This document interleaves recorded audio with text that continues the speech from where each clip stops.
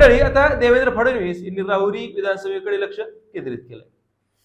साधारण महिनाभरात किंवा दीड महिन्यात कर्डिले साहेबांच्या निधनानंतर रिक्त झालेल्या राहुरी विधानसभेची पोटनिवडणूक लागेल. इथे अक्षय कर्डिलेंना उमेदवारी मिळेल अशी चर्चा आहे. मंडळी, स्वतः देवाभाऊने येथे अक्षय कर्डिलेसाठी मोठं प्लॅनिंग केल्याची चर्चा आहे. देवेंद्र फडणवीस यांना अहिल्यानगरमध्ये अक्षय कर्डिलेंच्या स्वरूपात एक मोठं सर्कल पूर्ण करायचंय. अक्षय कर्डिलेंना आमदार करण्यात देवेंद्र फडणवीस यांचा फार पुढचा प्लॅनिंग नियोजन समाविष्ट आहे. सत्यजित तांबे, सुजय विखे, संग्राम जगताप आणि आता अक्षय कर्डिले, एक मोठं सर्कल बांधून भविष्यातील मोठी खेळी फडणवीस सेट करतायत.